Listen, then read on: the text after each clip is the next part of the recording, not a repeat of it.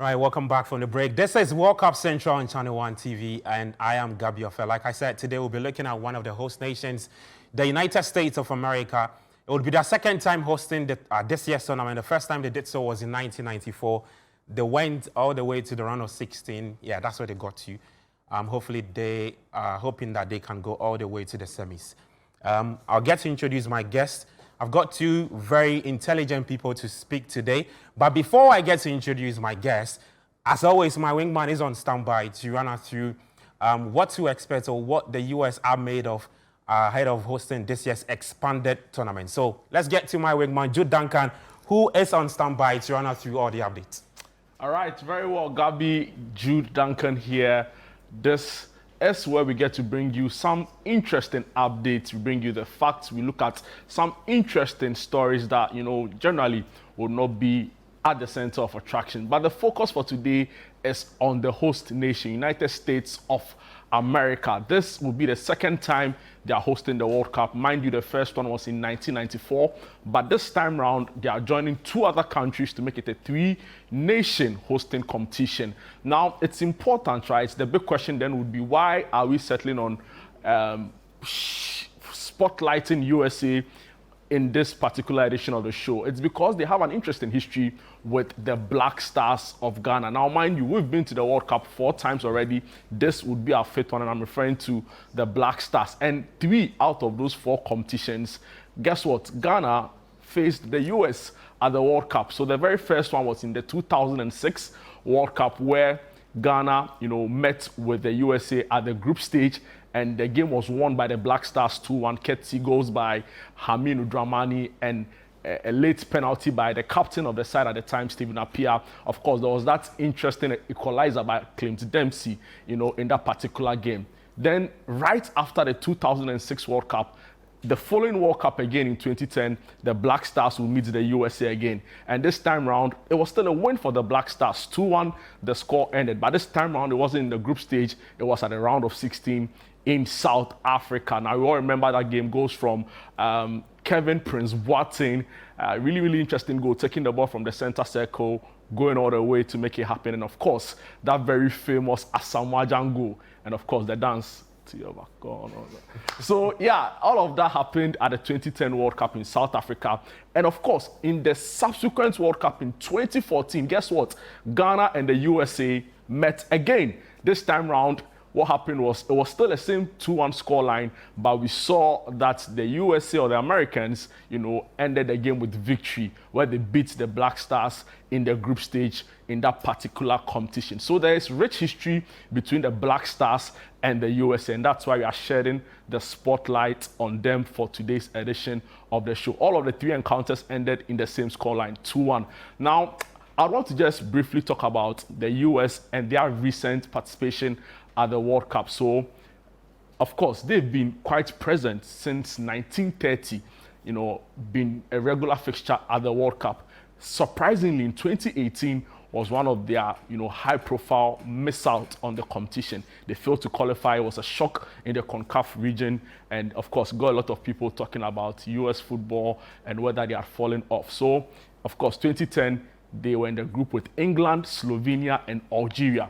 They drew with England. Remember that famous game, Steven Gerrard put England ahead. And of course, there was that Robert Green error. I'm sure Gabi remember that game very well. He caught a ball, the ball slipped through his hands, and just like that, England drew with the US. Of course, they also drew with Slovenia in that particular group in 2010, and they won, rather, I beg your pardon, Algeria. Last minute goal. Who else? Landon Donovan scored in injury time to send US to the next round in 2010, where they met Ghana. In 2014, they were in arguably the group of death, Ghana's group, where Germany, Portugal, and Ghana were their group mates, you can say. Now, in that particular competition, of course, they also 3 games, 1 win, 1 loss, 1 draw. Now, what happened was they beat Ghana, so that was where their victory came from. They drew with Portugal, and they lost to Germany. Now, 2022 was quite interesting because they were drawn with England, who happened to be in our group for the 2026 World Cup.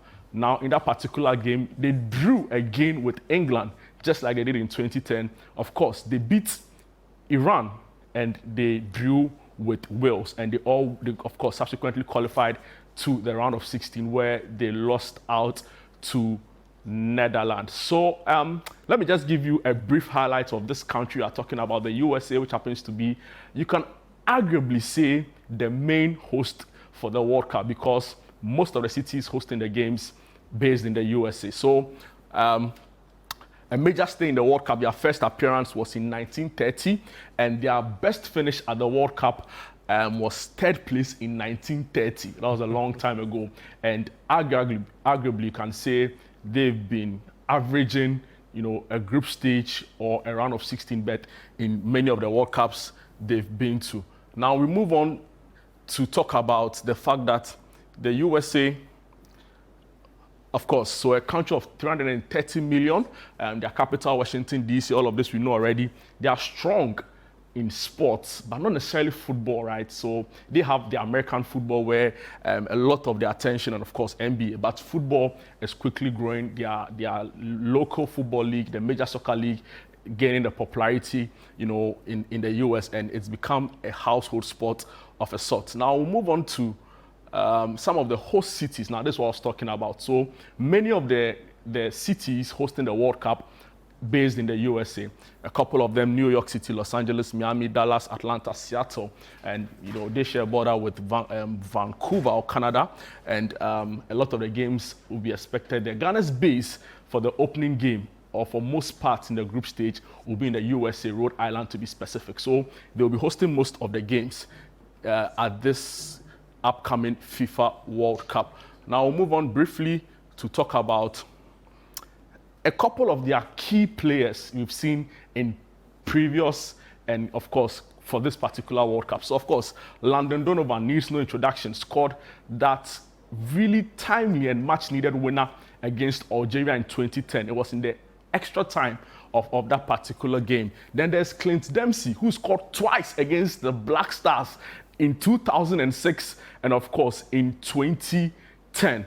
Right, so he's been with the Black Stars for a very long time. Now it's important to note that the USA has scored 40 goals overall at the World Cup, 5 of which has come from Landon Donovan, and four of the 40 goals have come from Clint Dempsey. So these have been 2 very important players for the USA at the World Cup. And of course, there's Tim Howard, needs no introduction, long-serving Premier League goalkeeper for Everton, also held the sticks very well for the USA at the 2006 and at the 2010 World Cup, where in both editions they faced Ghana. And of course, Christian Pulisic is the main man for them now.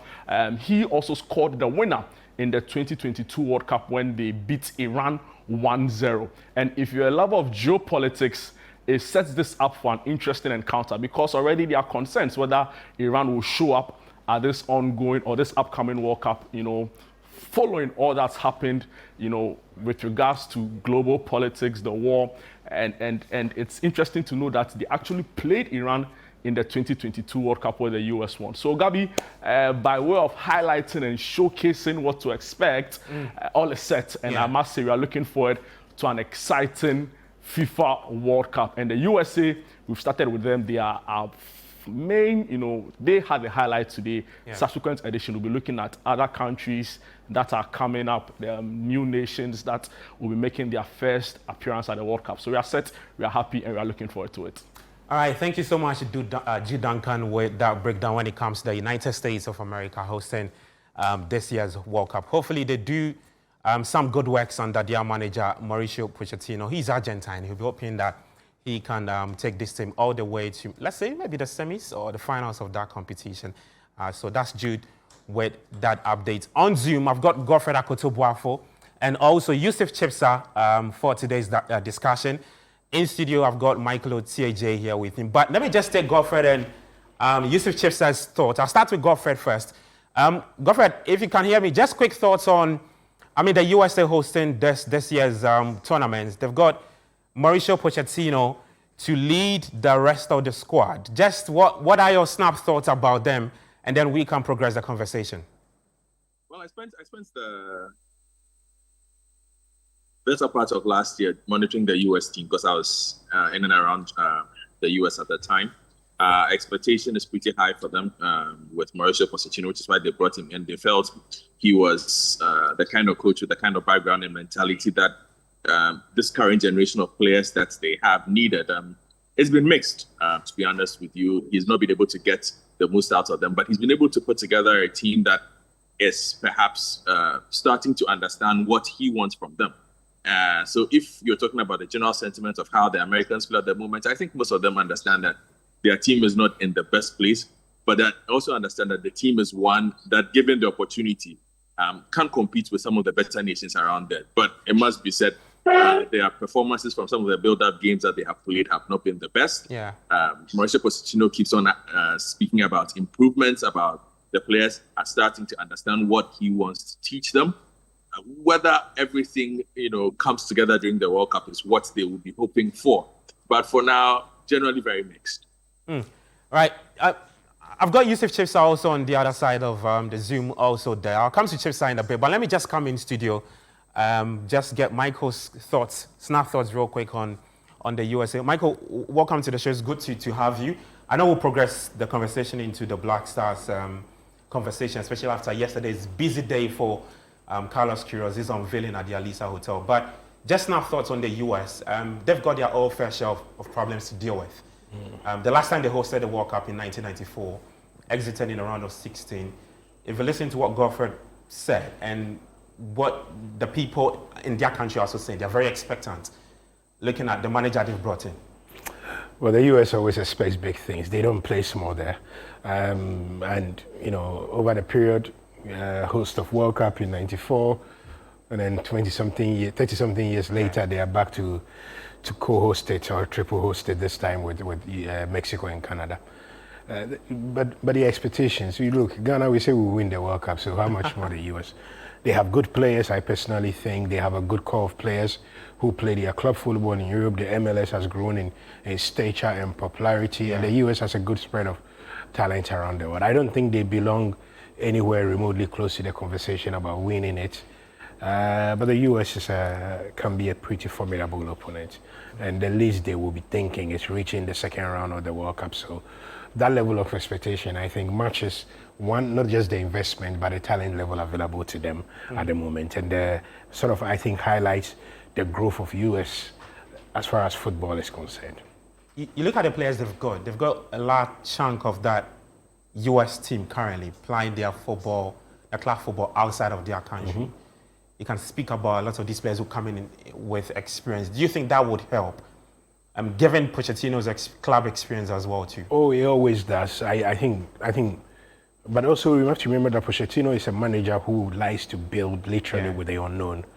Pochettino will take any group of players, make them better, make them difficult to beat, make them very fierce at the back. He has a fantastic habit of instilling in teams the most incredible work ethic that you can find. And we've seen that whether at Southampton or whether when he went to Spurs and what he built with them in there. So I think in that regard, they will be a really efficient unit in the period of the competition. But I think above all is just the level of exposure and competition and the rest that these US players get, whether from the Premier League. Serginho Dest used to play at Barcelona. Christian Pulisic is still a player in good form. You go to Juventus and they have a few top quality players available there.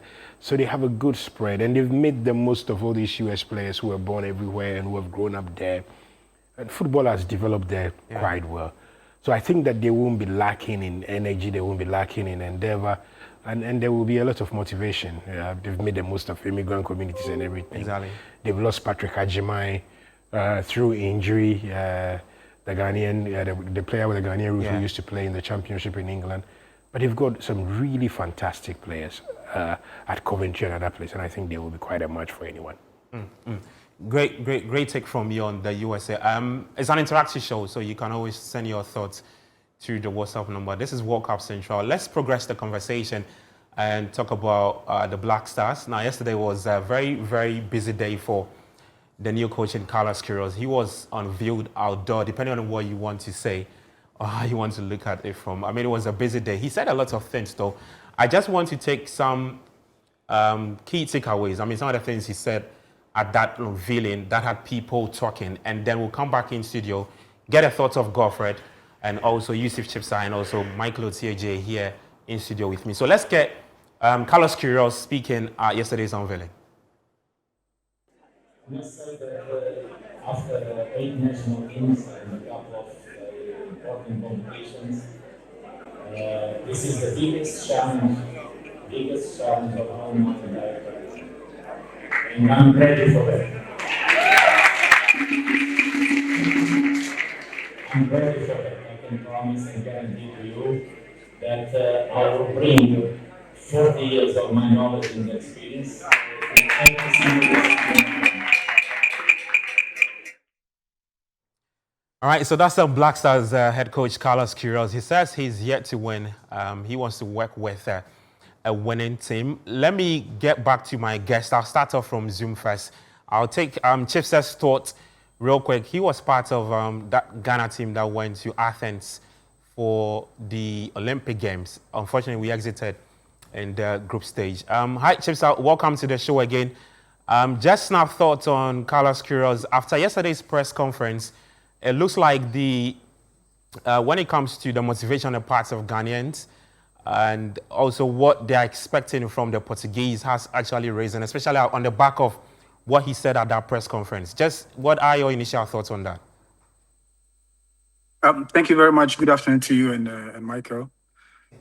Well, I think it's very important that Carlos do accept the fact that this is the most difficult job he's taken upon himself throughout his coaching career. And this tells us that he knows, the expectations of Ghanaians. You know how people are. I think it's not going to be that easy, but for the fact that he accepted the job, that also gives me some kind of confidence that he believes in himself, he believes in his capabilities. At least he will start monitoring our players if he hasn't got any idea of the players Ghana has at the moment. He still has a little time. He hasn't got much time on his side, but considering his experience, he has a lot of experience in terms of coaching national teams. So I expect him to put up a plan, a strategy that will help him to be successful. It's not going to be that easy, considering the fact that most of our key players are injured. Assembling the squad itself is a headache for me, and I wonder how he's going to go around that. But then, at the moment, let's all give him the maximum support that he needs, because it's not going to be that easy for him. Chibsah, let me stay with you. I mean, one of the things that a lot of people are still talking about is the fact that he mentioned that taking up the Ghana job is one of the biggest challenge for him. People say it feels slightly exaggerated looking at the teams that he's managed. So you can talk about Portugal, Colombia, Egypt. I mean, taking Egypt all the way to the AFCON and all of that. Just what are your thoughts about what he said with that being the biggest challenge for him? Well, I do side with him. Looking at the timelines, I think he said that based on the timelines. Look at the how many days do we have to the World Cup? Looking at the time that he's taking over the team, this is the more reason why he's saying is the most challenging or difficult job for him, which I do agree. If you consider the previous countries or the previous teams that he's dealt with, he had enough time. I mean, Egypt, he had enough time with them. He took over Iran after they've qualified for the World Cup, but he had much longer time than ours. Looking at our situation now, the time is very short. I'm not sure if he knows much about Ghanaian football or Ghanaian players around. Maybe those are factors that made him to say that this is the most difficult job. It's not actually about the job itself, but the other factors that can influence performance. I think these are the factors that he considered, to come out with that statement. So for me personally, I do side with him. It's a difficult one. The timing is not favorable. Like I said earlier on, some key players are injured. We cannot have Kudus. Nyama just came back. We don't know. We are not very sure if he will be ready for the tournament. Salisu is also injured. So there are a few challenges here and there, merged up with the time factor. I think I do side with him that it's a difficult job. Chibsah, just hold on for me. I want to take Godfred's thoughts about the same question I asked you. So, Godfred, I mean, just what are your thoughts about what he said? And also, if you look at the way he handled himself at the press conference, I mean, a lot of people were particularly impressed with the way he answered some of the questions that was posed. Well, let's start with the second one. In terms of how he handled himself, the expectation is that I think the expectation is that he has 40 years of media training, you know.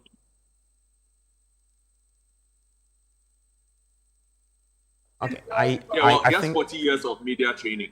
And so I was not really surprised by how he was dealing with the questions that were thrown at him. In terms of what he said, again, I simply saying that, look, he has a very short period of time. There isn't much that he can say apart from insist on the fact that he's here to win. And so that focus for me was pretty clear. Win, win, win. Those were just the big things I picked from what he said. Okay, I think we lost Godfred a bit. Let me just come in studio and continue the conversation with Michael Adjei, who is here with me. Michael, you were at that press conference yesterday. I've listened to you. I've seen other submissions from our colleague journalists and all of that. It's snap thoughts. Just what were your key takeaways from what you saw from a man I call a journeyman? He's traveled across the world, coached a lot of countries and clubs. You know, journeyman tends to have this connotation of someone who is not great, and so tends to move around a bit. I thought he was all right. I thought he handled himself with a lot of poise.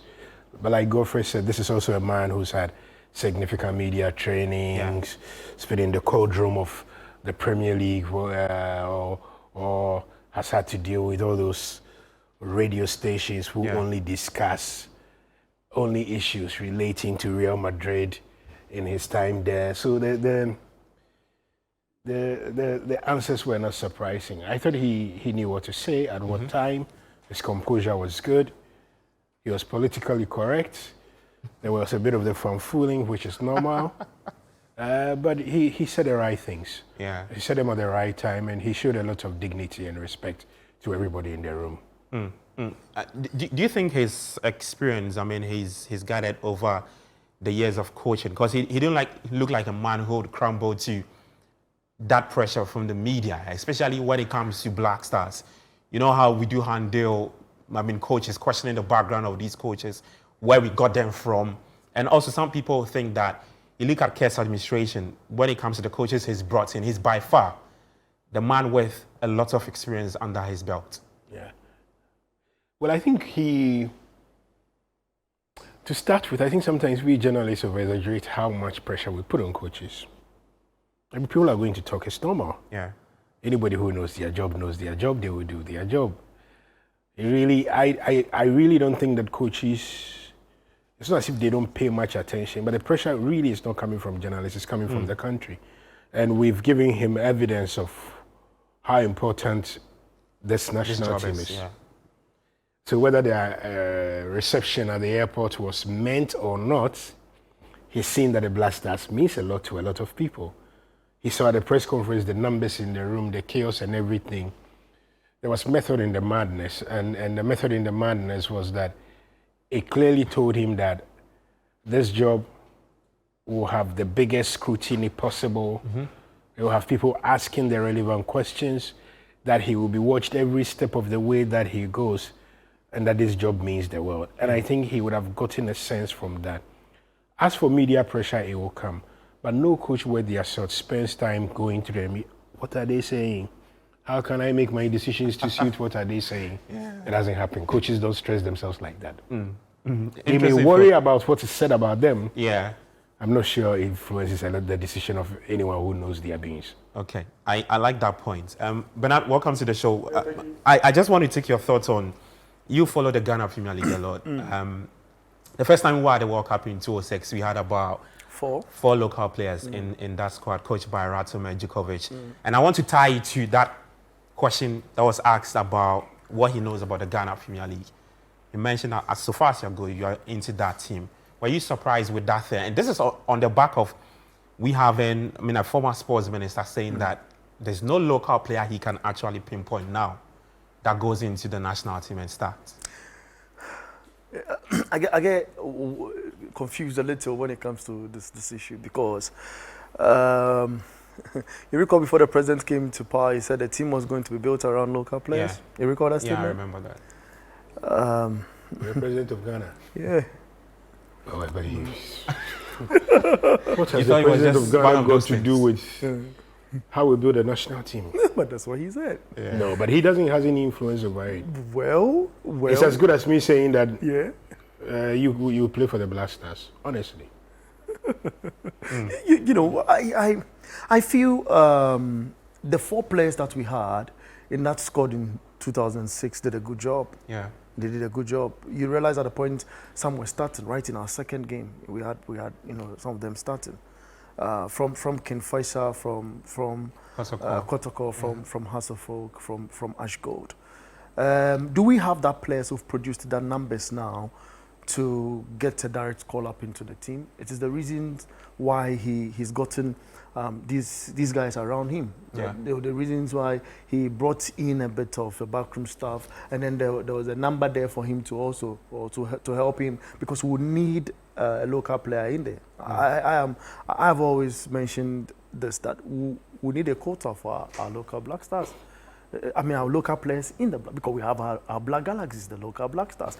I mean, Michael, you might want to disagree, but I have been with these local boys for a minute.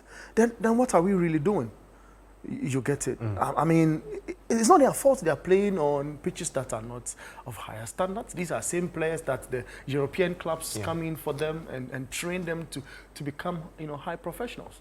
So I feel, given the opportunity, from what we saw in 2006, I mean, Jojo didn't have the opportunity, that's fair, but the likes of Habib and Co had that experience, they had the exposure to play. I know we are in 2026 and we're talking about 2006, but there are players given the opportunity. Of course, the quality at the time and now has them. Absolutely. Yeah. With the right manager, now we have the right manager, experience-wise. We are yet to see, and he knows the African terrain a little. Okay. So I feel, given that opportunity, you introduce local players in there. This coach, he has a limited time. That's why he describes it as one of the biggest challenges to have encountered. But I am of the strong view that it engulfs that the local players and their inclusion in the Black Stars, given that opportunity. I understand. I have seen situations where boys set for players to become top goal scorers and all of that. I've seen a lot. But I feel,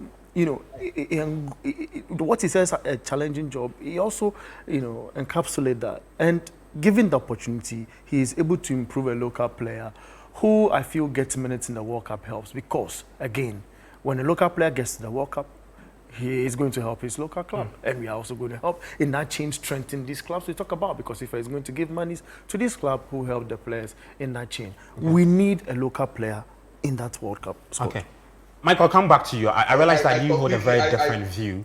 And I think Godfred... a different view as well. Yeah, Godfred. So just hold on for me. I just want us to take a... Okay, Godfred. So you just now thoughts on that, so we can take our very first break and come back and continue. Well, I don't think that Carlos Queiroz should be focusing on the local league. If you sign a 4-month contract with very limited time to prepare a team for a World Cup, look, let's understand this. The World Cup is the most difficult international competition to win. There's a reason why there are only 8 teams that have won it. There's a reason why the win rate at a World Cup for coaches is low. It's rare to have a winning record at the World Cup as a coach. And if you have 4 months to do it, to prepare a team, I doubt the first thing you do is look at a local league where definitely you're not going to find solutions. I get the sentiment, I get the emotions, but let's be clear about this. I spend as much time around the local game as Bernard does or anybody else does. Let me be blunt with you. There is nobody in the local league as it is now, today, who goes to the Black Stars and is a difference maker. We had a winger who left the Ghana Premier League to go on trials, who has played for the Black Stars. He was in England the last 2 weeks. He trained with the under-19 team of a championship team. He trained with the U19s of a championship team. This is somebody who is we've given World Cup, we've given Black Stars minutes to. There's a reason why Ghana Premier League players travel abroad and struggle to translate. The transition is very, very, very important because the difficulty to translate that means that you will also struggle to make that transition.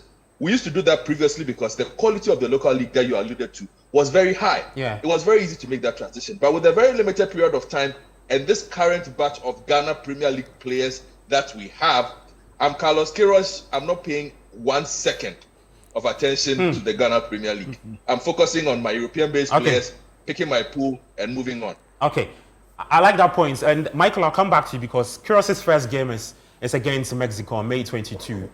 And I mean, from what the FA said, that game will, I mean, suit more of the under 23s and some players in the local league. But I think that the narrative will change now, looking at the pressure he has to take. I just want you to hold on for me. Okay. Take our first break. When we come back, I'll take your thoughts on that. This is World Cup Central on Channel 1 TV. It's an interactive show. I'm Gabi Ofe. We're taking our very second break. When we come back, we'll progress the conversation.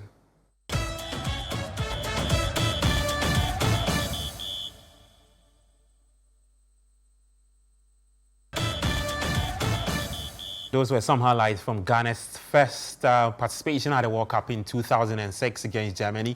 We went on to lose to Italy in our first game, bounced back against the Czechs, and then also picked up a second win against the United States of America. We had 6 point progress to the group, and then I mean, we had to exit, losing to Brazil by 3-0. Michael, let me come back in studio with you.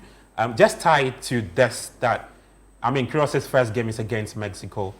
I think that now the narrative or the importance of that game slightly changes, given that he has just Mexico and Wales to deal with. And also, when I checked, I realized that, I mean, players like Fatal, Jordan Ayew have their clubs, I mean, Leicester City relegated. Those players will be available. The Turkish league and also the French league. The clubs don't have an obligation to release them. So just what do you think would be of that game for Queiroz? Because now there's also that part for the under 23 and also the Ghana Premier League players. So you see, I think we have to be clear in our mind. You are a guy, you're a man. You have a job. You know that job is a 4-man job. You know yourself. You're probably tired. You want to go and rest. You know that you're playing the X number of games at the World Cup. Are you now going to go on an experimentation mission with a legacy project in mind? No. Nobody does that. Also, a coach focuses on the players he knows. The problem with the Black Stars is not players. Yeah. And the problem the Black Stars faces now will not be solved by any local player. I agree. You understand? We have to be clear in our minds about that. We also have to fiercely guide against making calls into the national team based on IEM money. So the money that some clubs will get when the local player goes to play, will they put it in a pool and share for everybody? No, it must be a single club. Exactly. So that's why I find a lot of the arguments about why it's never a time when you should have a quota for local players in the Black. But you don't believe we should enrich our clubs? No. The clubs are private businesses. We have to be clear in our minds about that. What does government give you for running Channel 1? No, well, why should a football club be different? You understand? And when the football club owner sells a player for $1 million, that money is for them. They pay their taxes. Like a TV station will pay their taxes. This is not a social intervention tool. Football clubs are running and making money off their own running. They're doing it. Players are earning money. Taxes, everything is there. They're getting everything. And my worry is that, look, this is a country where our clubs can't get out of first round, second round in African Cup competition. Why is the quality you're going to pick? We used to say this about Morocco. Today, Morocco with clubs like Raja Casablanca, with that and the rest that can do well. Even Egypt. Because they've improved in infrastructure, because they've pumped a little bit of money in there. Still, it has gotten them stronger. Egypt still has become a country that still picks a lot of players who play in Switzerland, in France, and the rest. Even they do not have quotas. You understand? Yeah. I'm saying that allow, and we keep talking about decentralized football talent pool.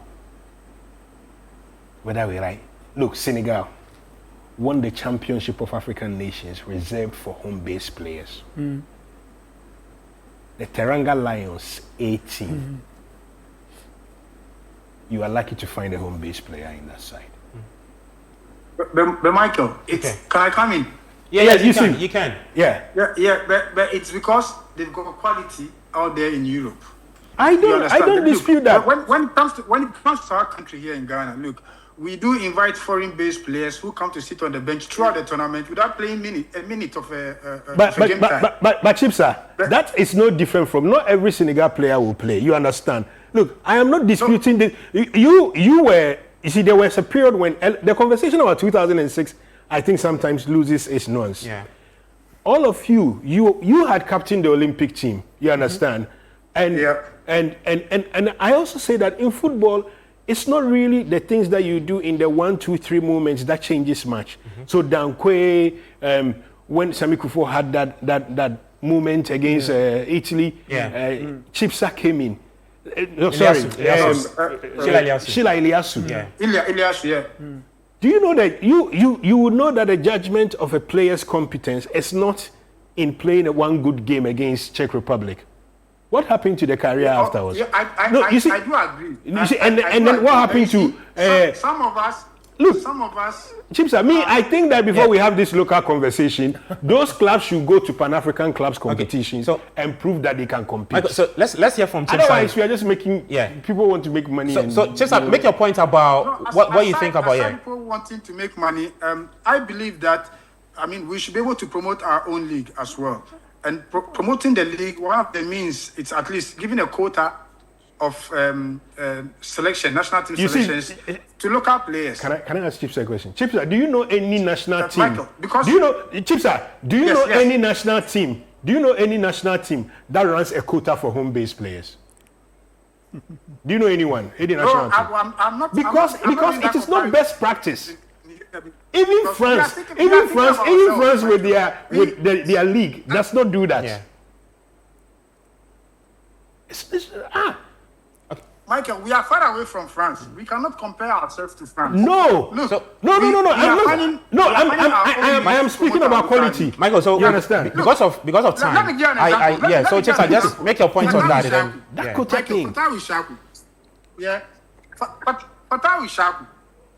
How many years did he leave Ghana? When Fatawi started playing for the senior national team, he has just left Ghana a couple of months ago. Yeah. He had quality when he was in Ghana. You see, but if we continue to base our discussions and debate on the fact that our local league is not well organized, the infrastructure is not there, it will get worse.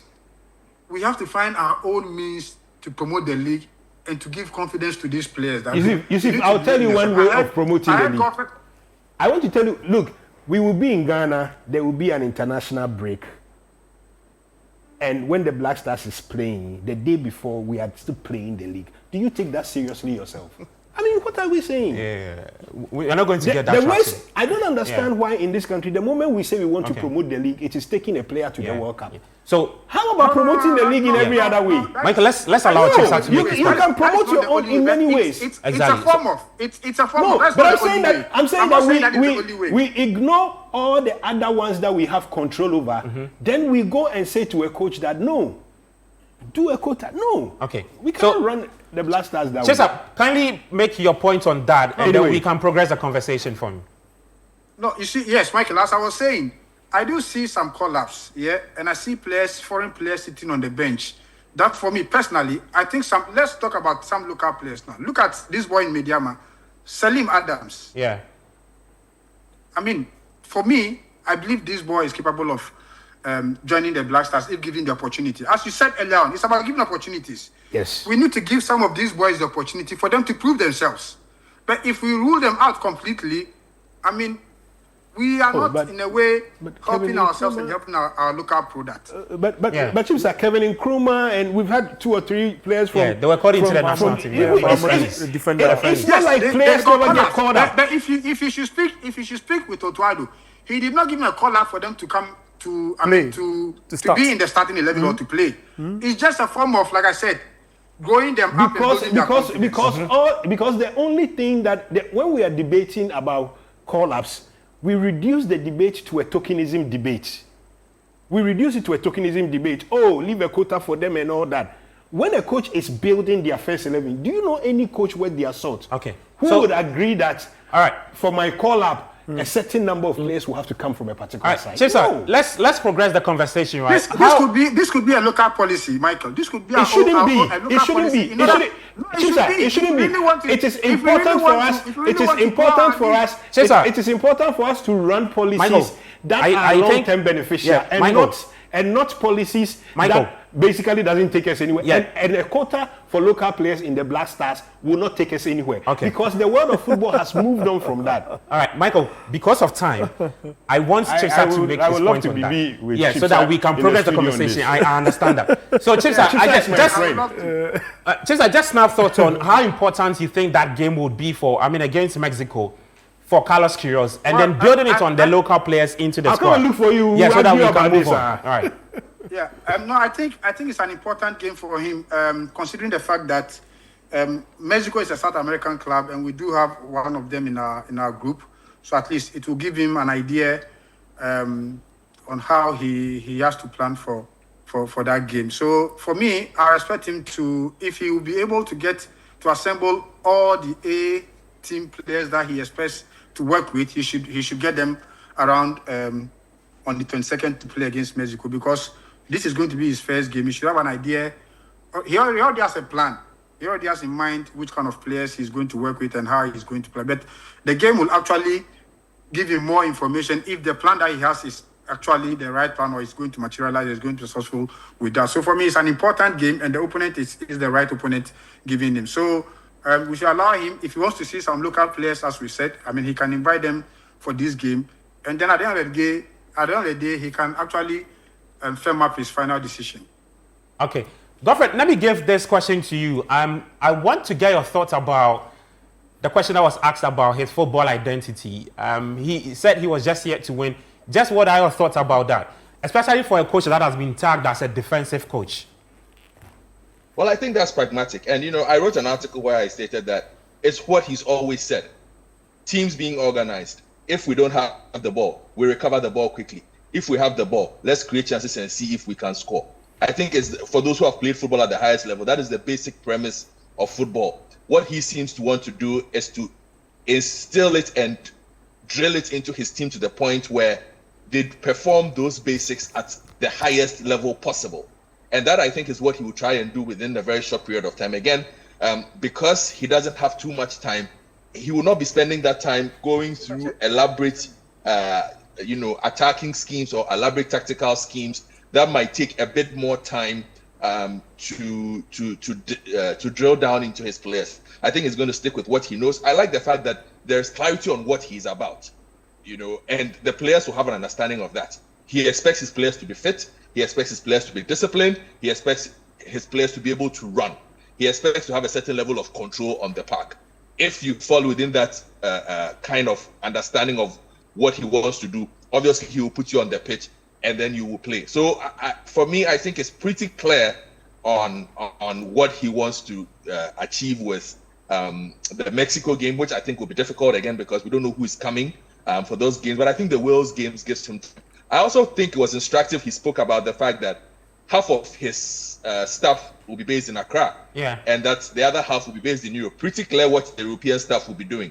Perhaps by now they are going through all the data, going through all the details, making calls. I think he's here for the next 2 days.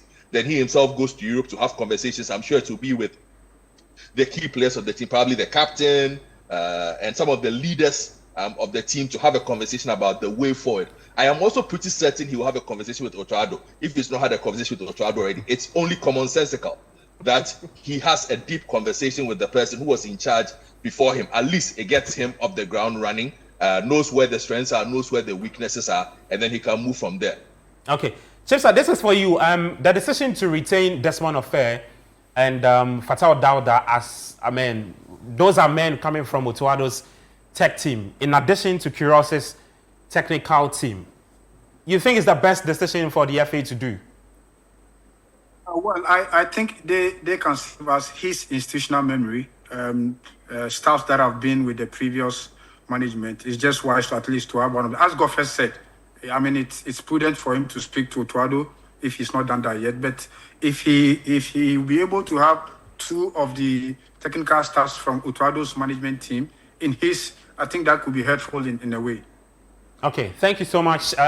Michael, I'll give you that question, and then Bernard can also touch on that decision from the FA, because the reports were that, in fact, I even forgot about John Penson, that he was not part of that team, but he's part. There is Desmond Affair to deal with. There is Fatal Dauda. A lot of people, these were very, especially with Pencil, unpopular figures. I mean, I told you that nobody makes decisions by going to listen to what people are saying in the media. So look, I think that there are policies you set up to advance local courses, and I think this is one of those. Because a technical staff is not based on the form of the individual, but based on a few things. It's like how you say building local capacity.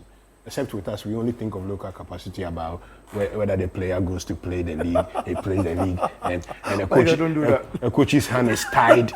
Look, that thing is tying down. A coach's hand is tied about the players he can pick and all that. 23 players, okay, to take 4 players from the local league. Oh my God, don't do that. No. There's a reason nobody does that. But there's also a reason why across the continent, a lot of national teams, no matter the expatriates they bring in, have a rule that a lot of the backroom staff should be their nationals. Okay. It is a capacity building tool. Yeah.